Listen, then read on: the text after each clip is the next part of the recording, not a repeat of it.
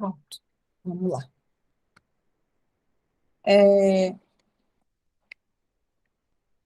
Estão enxergando direitinho o slide? Está tudo certinho? Tá, sim, Sim. professora. Flor, vê só, confirma para mim se está gravando, se você consegue enxergar a gravação, que o íconezinho que está gravando. Aqui no meu tá aparecendo que tá gravando. Pronto.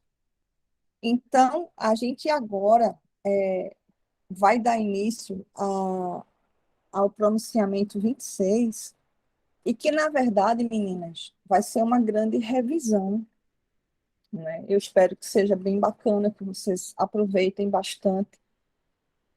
Vai ser uma grande revisão sobre todas as demonstrações contábeis, tá? Então, a gente vai passear aí pelo balanço, pela demonstração do resultado, pela DRA, pela DMPL, pela DVA, pela demonstração dos fluxos de caixa, enfim. A gente vai trabalhar todas as contas, a gente vai trabalhar as contas do PL, a gente vai rever aquela questão das reservas, enfim. Então, vai ser uma revisão aí bem ampla, tá certo? Esse pronunciamento, eu sempre aproveito ele, né, para fazer um grande apanhado aí, e ele vai nos acompanhar durante toda a nossa segunda unidade, tá? A gente vai trabalhar ele em etapas, porque ele vai ser bem comprido, e a gente vai trabalhar ele com bastante calma. E, além disso, a nossa proposta é também fazer um comparativo entre a norma, né, o CPC 26, e o que diz a Lei 6.404, com todas as alterações posteriores, né?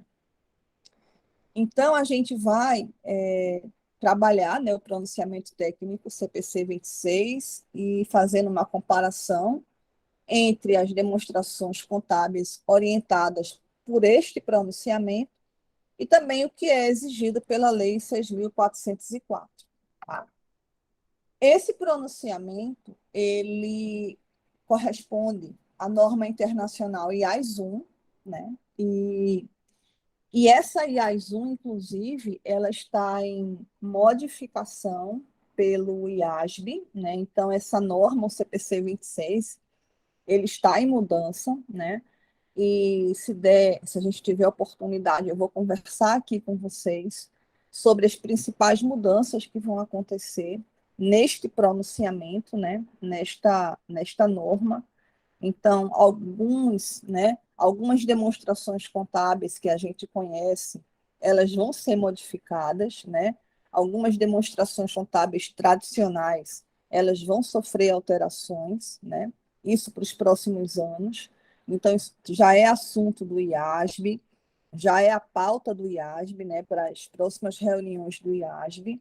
Então, é uma coisa assim bem bacana, bem atual esse assunto, está sendo discutido inclusive em diversos eventos, em diversos congressos da área normativa.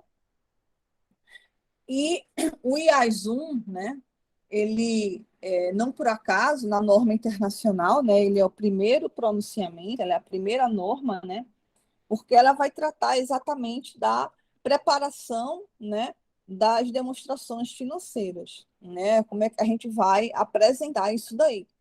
Na tradução, né, para a norma nacional, né, para o nosso pronunciamento técnico no Brasil, caiu que ele foi o número 26, né?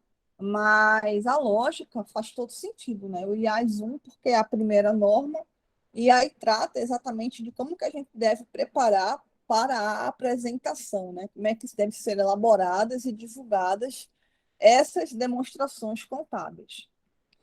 E o grande objetivo, né, do pronunciamento técnico CPC 26 é justamente promover ou permitir, né, a comparabilidade das demonstrações contábeis.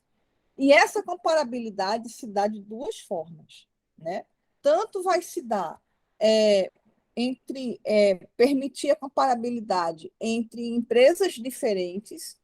Obviamente que a gente tem aí a questão do setor, né? Da comparabilidade setorial. Mas, enfim, você vai poder comparar diferentes empresas, porque as demonstrações contábeis elas vão estar na mesma base, né? Tanto na base de preparação, como também de apresentação.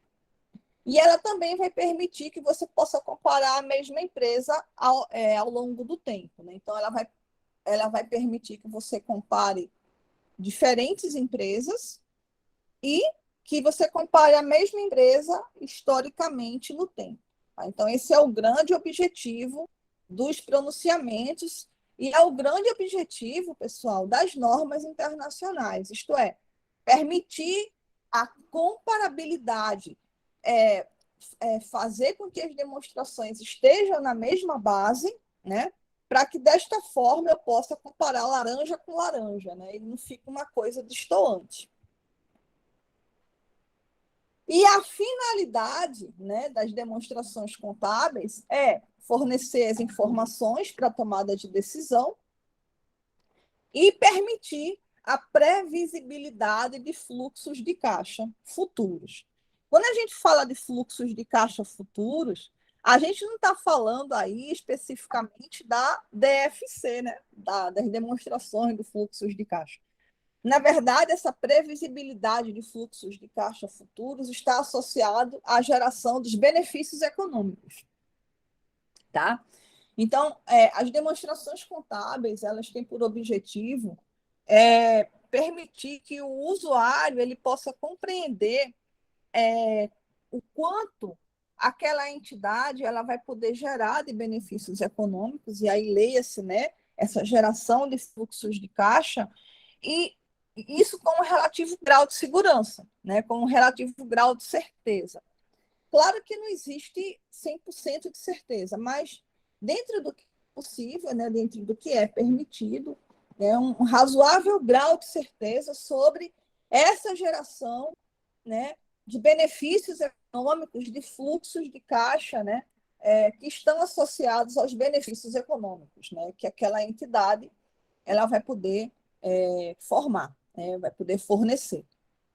E aí, esse pronunciamento técnico, né, ele vai nos apresentar um conjunto completo de demonstrações contábeis, né, que é tudo que a gente vai estudar, né, ao longo dessa segunda unidade nossa. Então, a gente vai trabalhar o balanço patrimonial, a demonstração do resultado, a DRA, que é o resultado abrangente, a DMPL, né, as mutações do patrimônio líquido. Quando houver uma política contábil nova, a gente já estudou isso, né, em aulas anteriores, ou seja, quando você tem uma mudança de política contábil e essa mudança ela faz com que seja necessário você reapresentar as demonstrações contábeis, em especial o balanço patrimonial. Então, a gente vai ter aquele balanço patrimonial apresentado de forma retrospectiva, né? Então, esse pronunciamento ele também nos orienta a como, né, ter essas demonstrações contábeis de forma retrospectiva, por alteração da política contábil, a demonstração dos fluxos de caixa, né, a DVA, demonstração do valor adicionado, e a parte, né, mais, né, livre, vamos dizer assim, chamado aí de notas explicativas.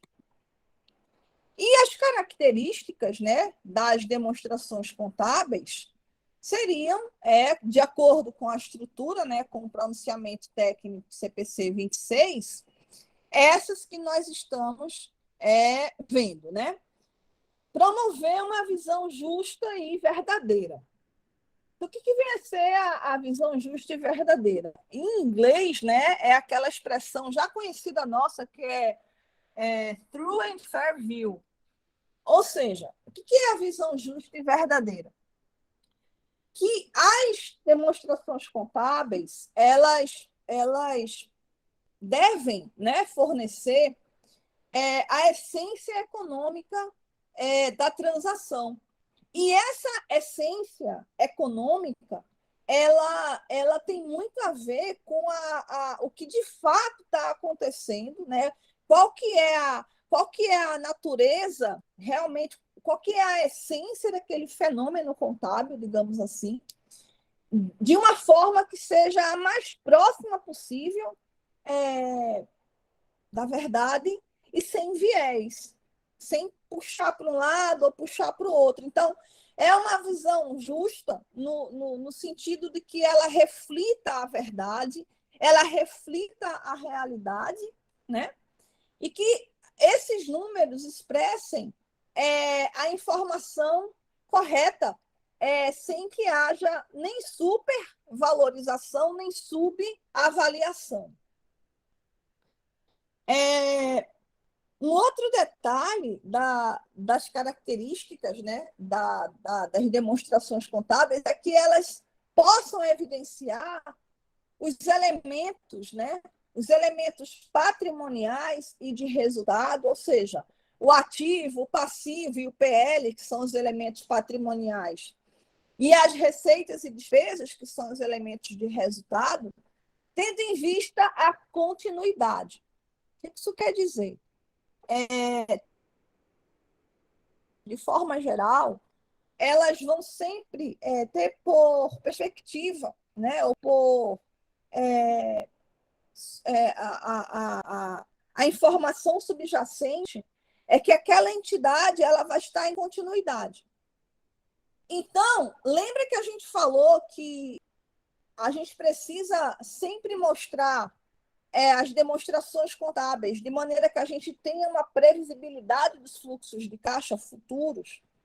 Então, esses fluxos de caixa futuros só vão acontecer porque vai existir a continuidade. Então, a premissa, era essa a palavra que eu estava tentando lembrar e eu terminei esquecendo. Então, a premissa das demonstrações contábeis é que a entidade esteja em continuidade. Para quê? Para que a gente possa dar as condições de uma previsibilidade de geração de fluxos de caixa futuros. Então, se a entidade ela não tem perspectiva de continuidade, tudo isso vai por abaixo, né? E aí significa que esse CPC ele não se aplica para aquela entidade, porque ela está em descontinuidade. Então, quando uma entidade ela está em descontinuidade, ou seja, ela está em processo de fechamento de fato, né, de encerramento das atividades, em liquidação, tudo vai mudar. Toda a estrutura muda, toda a base de avaliação muda. Por quê? Porque ela está em liquidação, ela está em processo de descontinuidade. Tá? Uma coisa que é tranquila, né? A gente vai contabilizar as demonstrações, os ativos, os passivos, né? As receitas, no caso, as despesas, sempre objetivando aqui o regime de competência, né? As receitas e as despesas, elas vão ser reconhecidas como tal, independente de serem pagas ou recebidas, né? A questão da relevância e a agregação quer dizer o seguinte: quando uma informação ela é relevante, ou seja, quando uma informação ela em sendo mostrada, ela pode mudar a tua tomada de decisão, porque esse é o conceito de relevância. A relevância implica em você, ao saber daquela informação, você modifica a sua tomada de decisão. Então, se aquela informação ela é relevante, ela precisa ser desagregada. Ela precisa ser destacada e mostrada de forma separada. Ao contrário, quando aquela informação ela não é relevante, ela pode ser agregada, ela pode ser aglutinada com outras e mostrada um bloco só. Então, é isso que fala das características, ou seja, o que for relevante desagrega, o que não é relevante, tudo bem, você agrega. Você mostra tudo como sendo um bloco só de informações, porque elas não têm natureza relevante. Outra coisa interessante é a não compensação. Então, o que vem a ser a não compensação de elementos nas demonstrações contábeis? A não compensação implica em você mostrar os elementos pelo saldo. Vamos dar um exemplo. É muito comum a gente ver a parte de compensação de tributos. Então, você vai ter tributos diferidos no ativo e tributos diferidos no passivo. Né? Tributos diferidos são valores que a gente vai postergar aquela data, né, para um momento lá na frente, tanto no caso de tributos, tantos a valores a compensar, né, como também a valores a pagar. Então, você não deve, não pode compensar. Então, você mostraria tributos diferidos líquido. Aí você colocaria os valores de a recuperar e a pagar pelo valor líquido e mostraria só se tivesse mais valores a pagar no passivo, e aí você colocaria isso líquido. Então, você não pode fazer isso. Você tem que colocar de fato o que você vai compensar, o que você vai pagar de um lado, o que você vai recuperar do outro, e mostre esses valores, cada um no seu quadrado. Né? Um outro exemplo, contratos de mútuo. Contratos de mútuo são valores ou que a empresa empresta, ou que ela toma emprestado dos próprios sócios ou de empresas do mesmo grupo. Então, se eu tenho contratos de mútuo, né, e eu tomei emprestado, vai ficar no passivo. Se eu emprestei, vai ficar no ativo. E eu não posso compensar, né, ativos e passivos e colocar isso por um saldo. Não posso fazer isso. Então, tenho que ficar cada um no seu quadrado. Então, isso é que a gente fala aí da não compensação. Qual é a exceção para este fato, né? Para esta não compensação? Existe uma exceção a essa regra. E a exceção ela vai acontecer na demonstração dos fluxos de caixa. Então, se a gente bem lembra da DFC, né, a gente vai revisar a DFC, a gente vai passar por todas as demonstrações. Então, se a gente lá, você vai ter atividades operacionais, atividades de investimento e atividades de financiamento. Aí, lá nas atividades operacionais, por exemplo, você vai ter a questão dos contas a receber, dos clientes. Aí, o que acontece? Você vai ter tanto os valores de clientes que vão ser gerados, né? E os valores de clientes que vão ser pagos. E aí você vai compensar, você vai colocar isso tudo como sendo a variação de clientes, né? Ou aumento ou redução. Então, você compensa isso. A mesma coisa para fornecedores. Você vai ter novos fornecedores e você vai ter pagamento de fornecedores. Então, você vai evidenciar pelo saldo. Então, exceto a DFC, dentro do campo das atividades operacionais que você compensa pagamentos, né, com recebimentos, em nenhuma outra parte das demonstrações contábeis você pode compensar elementos. Tá? Você vai ter que sempre mostrar os valores, né, de um lado e do outro lá, né? O que eu tenho a pagar e o que eu tenho a receber. A questão da frequência, né? Isso aí é uma questão interessante, porque, em princípio, pela norma, pelo CPC 26, as demonstrações contábeis elas devem ser apresentadas pelo menos uma vez por ano ao final do ano, né? Quando você encerra as demonstrações. Então, uma vez por ano ao final do ano. Se for uma SA, né? Se for uma sociedade anônima, uma empresa de grande porte que se assemelha, uma limitada de grande porte que se assemelha a uma SA, então você vai também ter aquela divulgação que acontece de forma trimestral, né? E aí você vai ter as demonstrações trimestrais, mas nada obsta que você apresente essas demonstrações contábeis em um outro intervalo, semestralmente, né?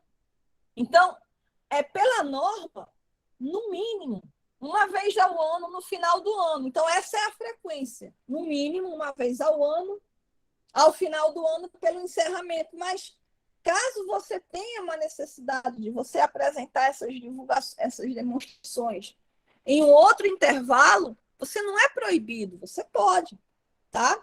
Então, você tem pelo menos uma vez ao ano, no final do ano, e, obviamente, que você pode apresentar isso daí em outros intervalos. É claro que isso daí não é comum, porque o encerramento de uma demonstração contábil, isso daí requer um trabalho enorme. E às vezes, o custo-benefício da informação não compensa tanto trabalho para fazer isso todo mês, imagina, né? Então, é por isso que a gente encerra isso uma vez por ano. Ao final do ano, agora, nós temos também outros intervalos, como, por exemplo, as demonstrações trimestrais, que acontecem justamente com qual objetivo? Dois objetivos. O primeiro é que, como são sociedades anônimas de capital aberto, é preciso que o acionista tenha acesso aos números da empresa em um intervalo menor do que um ano, porque muita coisa acontece durante um ano. Então, o acionista ele tem essa necessidade, ele tem vamos colocar, ele tem esse direito de ter essas informações encerradas, fechadas, né, em intervalo menor do que um ano.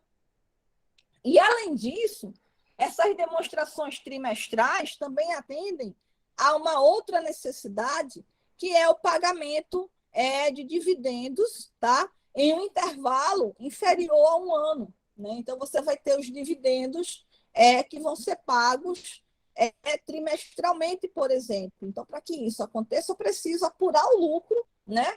Em um intervalo menor do que um ano, para que eu possa pagar dividendos. Então, é por isso que você tem a frequência de uma vez por ano e você também tem períodos menores nos quais você vai poder apresentar essas demonstrações. E todas as demonstrações, elas precisam ser apresentadas comparativamente, ou seja, o ano em questão é o ano anterior, né? Então, para todas as demonstrações, então, você apresenta as informações de forma comparativa, né? Para que você possa exatamente ter a possibilidade de comparar a empresa, né, ao longo do período. No caso aqui, ao longo de 2 anos, né? O ano atual e o ano anterior. E, por fim, a consistência nas bases de apresentação e classificação. O que quer dizer isso? Bases de apresentação nada mais são do que aquelas bases de mensuração lá, né? As bases de mensuração do ativo, do passivo, obviamente do patrimônio líquido, as receitas e as despesas. Essas bases de apresentação, de mensuração, elas devem ser consistentes. Consistência significa que você não deve ficar mudando essas bases. Exemplo, né? O estoque. Eu gosto muito de usar o estoque como exemplo, porque o estoque é fácil de você compreender. O estoque, via de regra, né? Ele é mensurado pelo custo médio ponderado, né? Então, você vai apresentar os seus estoques com base no custo médio ponderado. Aí, imagina que no outro ano você decide mudar essa base e aí você passa a apresentar os seus estoques pelo PEPS. No outro ano, você já mudou de novo o cabeção, já quer voltar para o custo médio ponderado. Isso vai virar uma salseira. Então, a demonstração contábil ela vai perder a comparabilidade. Então, essa consistência nas bases é justamente para que você possa manter a comparabilidade. Se você começa a mudar de base, você começa a perder a lógica da informação e você não tem mais como permitir que a comparabilidade exista. Então, é por isso que elas precisam ter consistência em suas bases, né? Nas formas de mensuração, nas bases de mensuração, né? Que são as políticas contábeis, aquelas políticas contábeis que a gente estudou. Obviamente que essas políticas contábeis elas podem se modificar, a gente também tinha visto isso já. Mas elas não se modificam todo ano, isso não é feito carnaval, né, que tem todo ano. Tá? Então, as políticas contábeis elas podem se modificar e quando isso acontecer, a gente vai fazer todo um processo, né, para poder atender a essa nova norma, né, que modifica. Mas isso daí não é uma coisa contínua, né? Isso é uma coisa esporádica.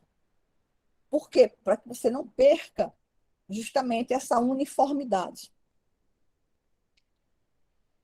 E aí, as demonstrações contábeis, elas têm alguns elementos que são obrigatórios, né, que, no que dizem respeito à sua identificação, que é o nome, né, da empresa, o nome da entidade que está sendo ali apresentada nas demonstrações, tá? Se as demonstrações se referem a uma entidade de forma individual ou a um grupo, né? E aí você vai ter o balanço individual e o balanço consolidado, né? Você vai ter essas duas formas de apresentação, né? O balanço da empresa controladora e o balanço consolidado das empresas do grupo, a data, né? A data de reporte dessas demonstrações, a moeda de apresentação, né? E o nível de arredondamento utilizado, se está em reais, e aí você não vai ter nenhum arredondamento, se está em milhares ou em milhões. Aí agora, como eu falei para vocês, o nosso estudo ele vai sempre fazer um contraponto, né? Do CPC 26, que é a norma emitida pelo IASB, né? E traduzida e acolhida aqui pelo nosso conselho, né? E também a Lei 6.404, com as suas alterações posteriores. Então, o artigo, pessoal, antes de eu seguir adiante, né, deixa eu perguntar para vocês se até aqui está tudo certo ou se vocês têm alguma dúvida. Tá tudo certo até aqui, meus amores? Está tudo tranquilo? Alguma dúvida? Está muito rápido? Está num tempo bom? Eu só não vou conseguir enxergar o, as, o chat.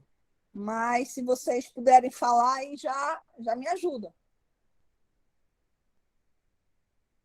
Tudo certo, Tudo galera? certo, Alguma professora. dúvida? Tá indo muito rápido? Tá num tempo legal? Tá tudo certinho? Tá de boa Tranquilo. aí na Tranquilo, minha vida? professora.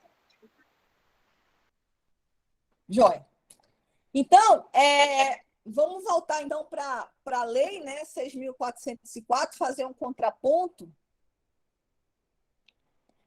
E esse artigo, o artigo 176, é um dos artigos que a gente mais vai estudar aqui, porque é justamente o artigo que vai falar sobre as demonstrações contábeis.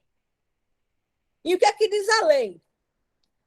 A lei diz que, a fim de cada exercício social, então ele já vai puxar para a obrigatoriedade do fechamento das demonstrações, do encerramento, né? Então, ao final de cada ano. A diretoria fará elaborar, com base na escrituração mercantil, as seguintes demonstrações financeiras, que deverão exprimir com clareza a situação do patrimônio da companhia e as respectivas mutações. E aí ele vai falar o seguinte, olha, o que eu quero, conforme a lei? O balanço patrimonial, a DLPA, a DRE, fluxo de caixa e DVA. Então, a Lei 6.404 não faz menção à DMPL,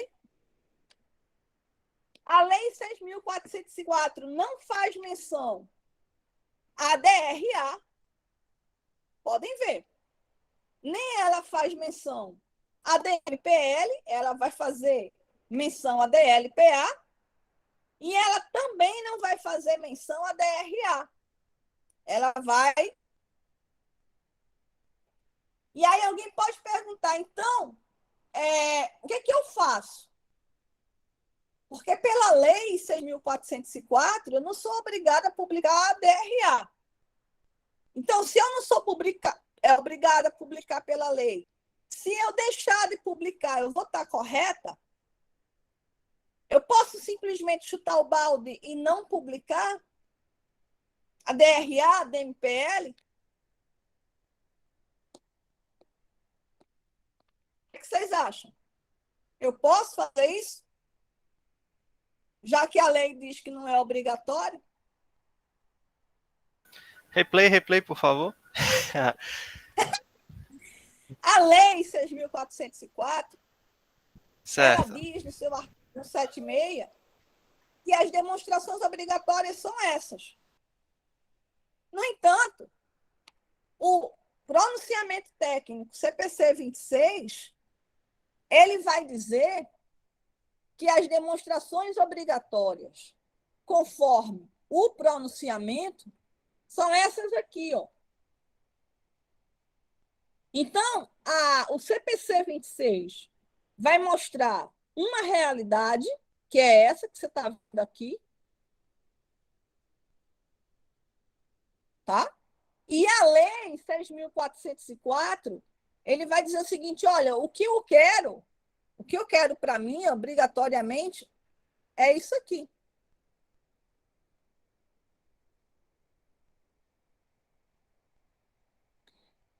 Então, eu pergunto, qual dos dois eu devo seguir?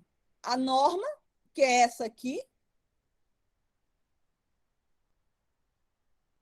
ou a lei, que é essa aqui? Veja, a visão que eu tenho é que normalmente, pelo fato principalmente da lei ser bem mais antiga, o CPC está mais completo. A impressão que tenho. Para as empresas da Bolsa de Valores, principalmente, eu diria que teriam que seguir o que está no CPC, devido principalmente à CVM. Mas para as outras empresas, eu acho que seguir o que está nessa lei aí está suficiente. Principalmente se atender os requisitos dos fiscos. É o que eu penso. Muito bem. Isso é uma discussão para mais de metro. Na verdade, é o seguinte, a lei, ela não, ela não, ela não diz que você só deve publicar isso aqui. Então, ao contrário, nesse mesmo artigo 176, parágrafo 4º, ele vai dizer que as demonstrações são complementadas por notas explicativas, outros quadros ou ainda outras demonstrações contábeis. Então, embora a lei ela feche, né, como sendo as demonstrações obrigatórias, aspas, estas, ela não diz que serão só estas. Ela diz, olha, além dessas, você pode alcançar outras demonstrações contábeis. Então, nesse parágrafo 4º, ela abre para outras demonstrações que vão ser exatamente essas que estão aqui na norma. Então, a lei ela não vai chegar e dizer assim, siga o CPC. Não vai fazer isso, tá? Mas ela vai dizer, pela lei, por essa norma, por esse documento legal, essas são as demonstrações, mas você pode seguir outras, elaborar outras demonstrações para melhor esclarecer a situação patrimonial. Esse é um ponto. Segundo ponto, nós somos uma profissão regulamentada, então nós assinamos um balanço. Nós nos responsabilizamos pelo conjunto das demonstrações. Um balanço não, desculpa. Nós, quando nós assinamos e nos responsabilizamos por um conjunto de demonstrações. Então, a nossa profissão se rege pelos regulamentos emitidos pelo Conselho Federal. pelo Conselho Federal de Contabilidade, as empresas de grande porte precisam seguir esta norma, que é o CPC 26. Então, a norma que rege a nossa profissão nos leva para essas demonstrações, e a Lei 6.404, que é a lei que rege as sociedades por ações, é o documento legal, nos diz que nós temos que apresentar estas, não obstante, ela abre para outras.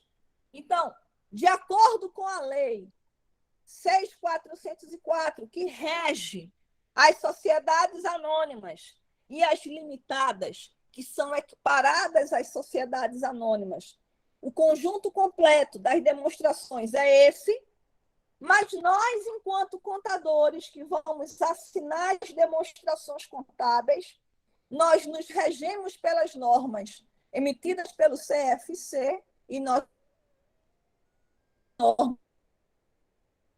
o que a Lei 6.404 ela abre exatamente no parágrafo 4º. Deu para entender?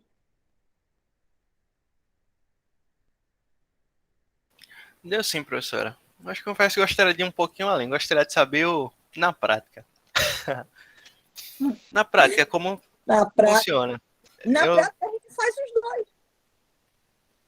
Mas as empresas costumam fazer os dois ou acabar deixando de lado boa parte do que é cobrado no CPC? Nada, faz bonitinho e pianinho. Faz bonitinho e pianinho. A gente vai ver todas as demonstrações, pianinho, uma por uma, como é que isso é feito na prática, como é que isso é apresentado. Isso daí nem se preocupe. As empresas, principalmente as sociedades anônimas e as empresas de grande porte, que se equiparam às SAs, todas elas apresentam, conforme diz a norma CPC 26, essa daqui, tá certo? Conjunto completo. E se nós formos uma empresa de menor porte, que não é uma SA, aí existem legislações específicas que vão apresentar outras demonstrações, tá? Que a gente pode conversar sobre isso também.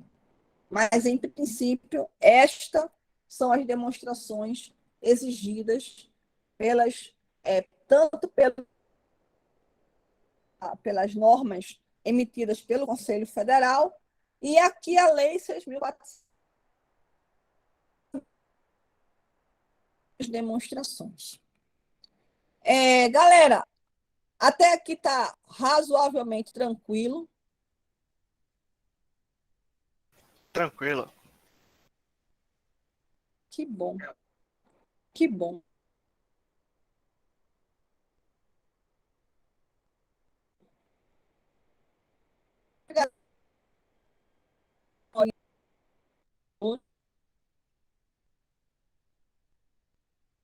A gente vai ver isso bem direitinho, tá? E aí eu vou encerrar aqui a nossa gravação.